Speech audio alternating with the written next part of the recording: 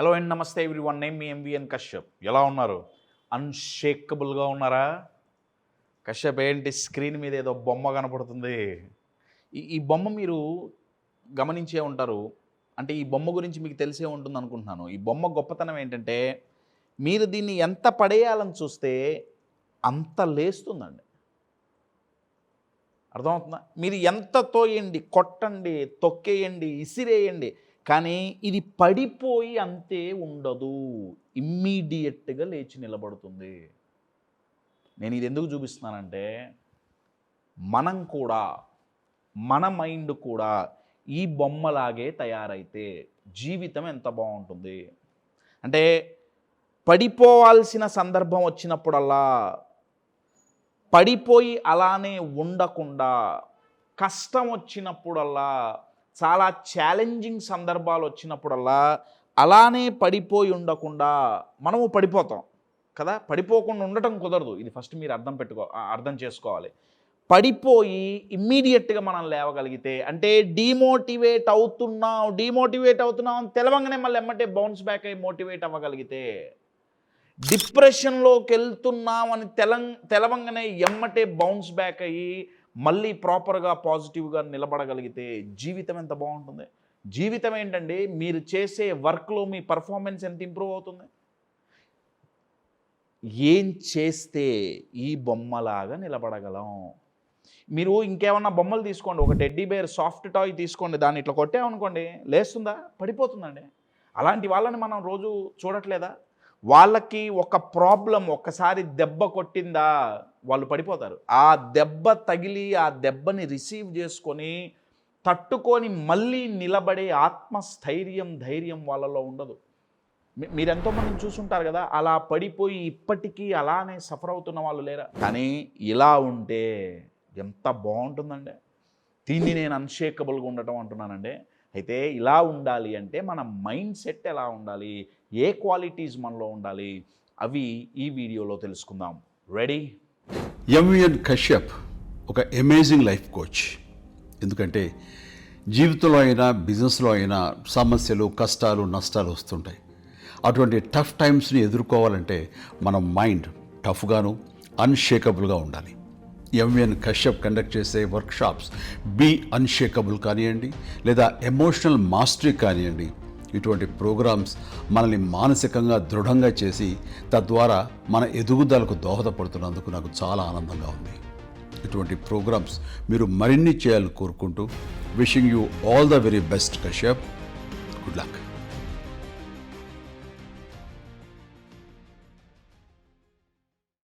కంటెంట్లోకి వెళ్ళే ముందు upcoming programmes ఎన్ని దెబ్బలు తగిలినా సరే చెక్కు చెదరకుండా మళ్ళీ నిలబడటానికి, అన్షేకబుల్గా ఉండటానికి March 22nd and 23rd మీ అందరి ఫేవరెట్ ప్రోగ్రామ్ బీ అన్షేకబుల్. దాని వర్క్ బుక్ కూడా నా పక్కనే పెట్టుకున్నా. సో 2 days ప్రోగ్రామ్ అండి. తర్వాత April 26th and 27th success psychology. డెకేడ్స్లో రావాల్సిన గ్రోత్ డేస్లో కావాలి అనుకుంటే, మీలో ఉన్న సెల్ఫ్ డౌట్, ఫియర్ ఆఫ్ ఫెయిల్యూర్ని తరిమి కొట్టాలనుకుంటే వాళ్ళ కోసం సక్సెస్ సైకాలజీ ఏప్రిల్లో ఉంటుంది. అగైన్ అది కూడా 2 days ప్రోగ్రామ్. ఈ 2 ప్రోగ్రామ్స్ ఆఫ్లైన్లోనూ ఆన్లైన్లోనూ ఉంటాయి. For more details contact the number on the screen. So A qualities ఉంటే బౌన్స్ బ్యాక్ అవ్వగలం? ఫస్ట్ క్వాలిటీ ఏంటంటే అండి, బిలీవ్. నా ఫేవరెట్ క్వాలిటీ ఆత్మవిశ్వాసం. అది కూడా ఎటువంటి ఆత్మవిశ్వాసం? చెక్కు చెదరని ఆత్మవిశ్వాసం. ఎవరిలో అయితే బిలీఫ్ ఉంటుందో ప్రాబ్లమ్స్ వచ్చినప్పుడు వాళ్ళు చాలా రిలీఫ్గా ఉంటారు.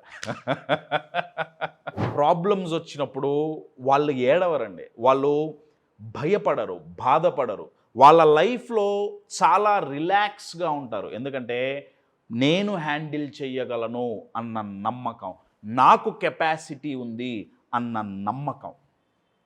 నేను మీకు ఒక ఎగ్జాంపుల్ ఇస్తాను. మనకిప్పుడు వాటర్ ప్రూఫ్ మొబైల్స్ వచ్చినాయి కదా, బుల్లెట్ ప్రూఫ్ జాకెట్లు వచ్చినాయి, డస్ట్ ప్రూఫ్ ఫ్యాన్స్ వచ్చినాయి. మరి డౌట్ ప్రూఫ్ మైండ్స్ వచ్చినాయా? ఎందుకంటే ఏ మైండ్లో అయితే డౌట్ ఉంటుందో ఆ మైండ్లో బిలీఫ్ ఉండదండి. ఏ మైండ్లో అయితే బిలీఫ్ ఉంటుందో ఆ మైండ్లో డౌట్ ఉండలేదు. ఒకటి ఉంటే ఒకటి ఉండదు. మరి డౌట్ ప్రూఫ్ మైండ్స్ ఉన్నాయా? ఏ మైండ్ అయితే డౌట్ ప్రూఫ్ ఉంటుందో, అంటే ఎవరిలో అయితే చెక్కు చెదరని ఆత్మవిశ్వాసం ఉంటుందో వాళ్ళని ఏ సమస్య అనగదొక్కలేదు. అంటే కశ్యప్ పడిపోకుండా ఉండగలమా? పడిపోవచ్చండి, నేను కాదనట్లా. కానీ లైఫ్‌లో ఏదో ఒక టైంలో ప్రతి ఒక్కళ్ళం పడిపోతాం. అది కారణం ఏదైనా కానీ పడిపోకుండా ఉండం. ట్విస్ట్ ఏంటంటే, కావాల్సింది ఏంటంటే ఎంత ఫాస్ట్‌గా లేస్తున్నాం. అలా లేవాలి అంటే బిలీఫ్ ఉండాలి. ఇంకా కరెక్ట్‌గా చెప్పాలంటే ఎవరిలో అయితే ఆత్మవిశ్వాసం ఉంటుందో వాళ్ళు అందరిలాగా సమస్య వచ్చినప్పుడల్లా పడిపోరండి. తట్టుకొని నించుంటారు. ఎదురు దెబ్బలు తగిలినా సరే వాళ్ళు ఎదుర్కోగలుగుతారు, తట్టుకోగలుగుతారు. బిలీఫ్ అంత గొప్పదండి. నేను మీకు ఒక ఎగ్జాంపుల్ చెప్తాను. బిలీఫ్ ఉంటే ఎలా ఉంటుంది? ప్రాక్టికల్‌గా ఇది వర్కౌట్ అవుతుందా? బిలీఫ్‌లో అంత దమ్ముందా? నేను మీకు ఒక ఎగ్జాంపుల్ చెప్తాను. నేనిప్పుడు చెప్పబోయే ఈ వ్యక్తి, ఆయన లెజెండ్ అనే పదం ఆయనకి చాలా చిన్న పదం అండి. ఆయన ఎందుకు అంటున్నానంటే, ఆయన ఒక అమెరికన్. ఆయన ఒక అథ్లీట్. అమెరికాలో ఒక అథ్లీట్. ఆయన చనిపోయినప్పుడు అమెరికన్ అయితే ఒక అమెరికా దేశంలోనే కాకుండా ప్రపంచ దేశాలన్నిట్లోనూ ఒకటి కాదు, రెండు కాదు, దగ్గర దగ్గర 30 రోజులు ఆయన గురించి ప్రతిరోజు న్యూస్ పేపర్స్లో ఆర్టికల్స్ రాశారు. మ్యాగజైన్స్లో ఆయన గురించి స్టోరీస్ వచ్చినాయి.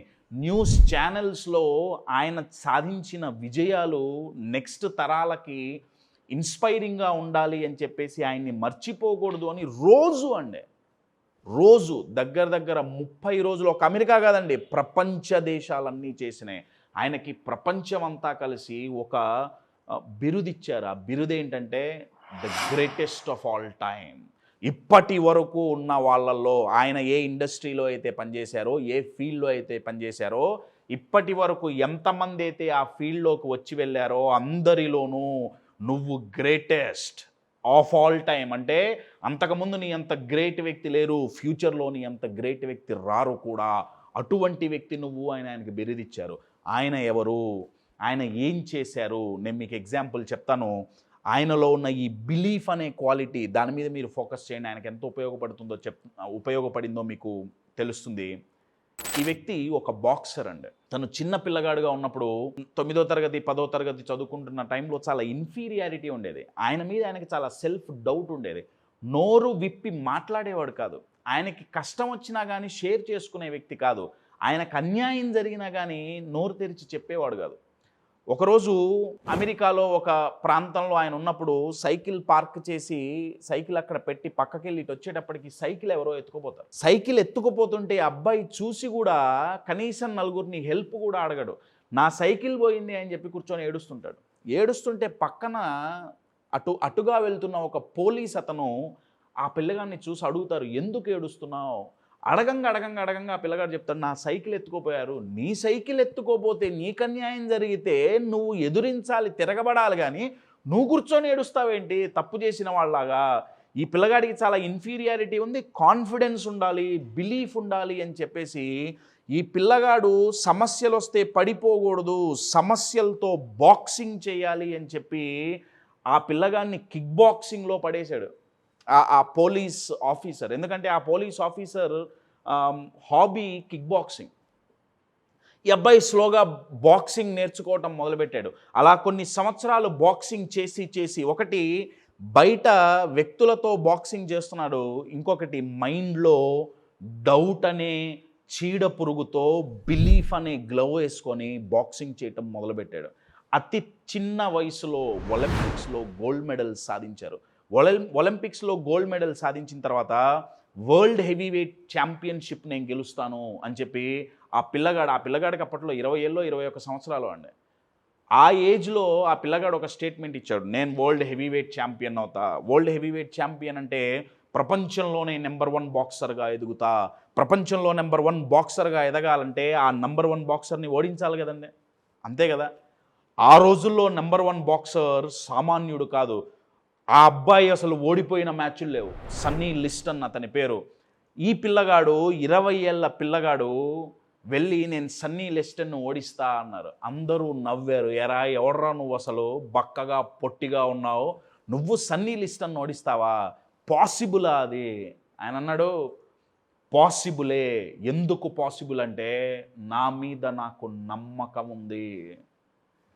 నమ్మండి, సన్నీ లిస్టన్ ఓటమిరగని వీరుడు ఈ పిల్లగాడి చేతిలో ఓడిపోయాడండి. ఓడిపోయి 21 సంవత్సరాలకే ఈ వ్యక్తి ప్రపంచంలోనే యంగెస్ట్ వరల్డ్ హెవీ వెయిట్ ఛాంపియన్గా ఎదిగారు. స్టోరీ ఎక్కడితో ఆగిపోలేదు. అప్పుడు అందరూ ఏమన్నారంటే, సన్నీ లిస్టన్ వాళ్ళ ఫామ్లో లేడు, నీ అదృష్టం ఏదో కలిసి వచ్చింది, అందుకే సన్నీ లిస్టన్ ఓడిపోయాడు. ఈ పిల్లగాడు తన కోచ్ దగ్గరికి వెళ్ళారు. కోచ్ దగ్గరికి వెళ్ళి అన్నాడు, కోచ్ నేనేం చేయాలి? నేను గెలిస్తే లక్ అంటున్నారు, అదృష్టం అంటున్నారు, సన్నీ లిస్టన్ ఫామ్లో లేడంటున్నారు, నేను మళ్ళీ మ్యాచ్ ఆడతా, మళ్ళీ గెలుస్తా, కానీ ఈసారి మాత్రం 16 రౌండ్ల బాక్సింగ్ మ్యాచ్ అంతా నేను ఆడను, ఫస్ట్ రౌండ్ అయిపోయేటప్పటికి సన్నీ లిస్టన్ ఓడించాలి.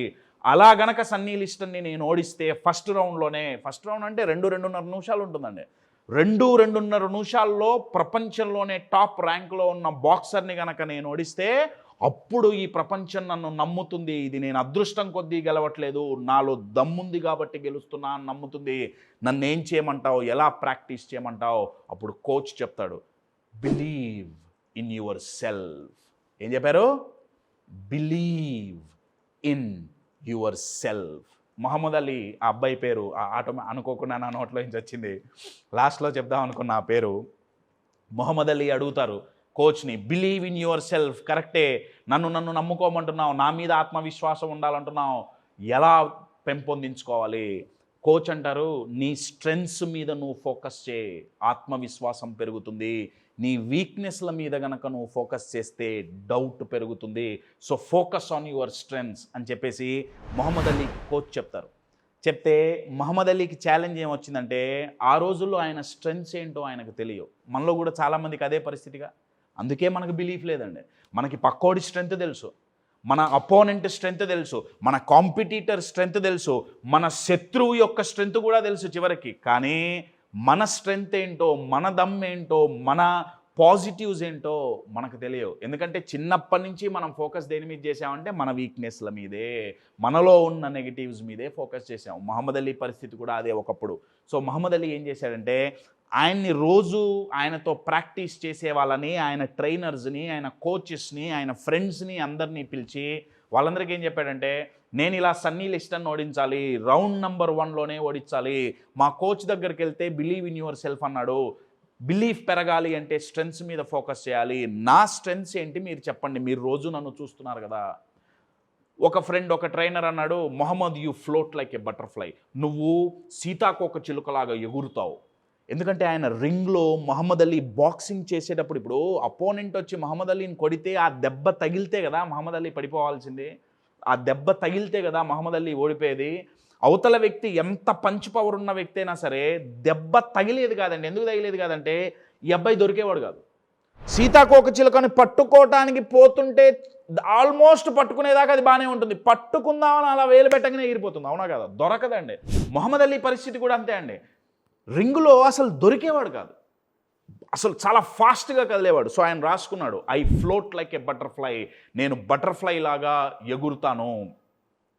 ఇంకొక ట్రైనర్ అన్నారు, you sting like a bee, నువ్వు గుద్దితే నీ పంచ్ ఎంత పెయిన్ఫుల్ అంటే అది తేనెటీగా గుచ్చితే, ఎంత తేనెటీగా కుడితే ఎంత మంట పుడుతుందో, ఎంత నొప్పి పుడుతుందో, మొహమ్మద్ నీ పంచ్లో అంత దమ్ముంది. ఎందుకంటే రోజు వాళ్ళు మొహమ్మద్ అలీతో ప్రాక్టీస్లో దెబ్బలు తినేవాళ్ళు, సో వాళ్ళకు తెలుసు. సో ఆయన రాసుకున్నాడు, I float like a butterfly, I sting like a bee, నేను బటర్ఫ్లై లాగా ఎగురుతాను, అపోనెంట్ని నేను తేనెటీగలాగా పదునైన నా పంచ్ పవర్తో గుద్దుతాను. So I float like a butterfly, I sting like a be.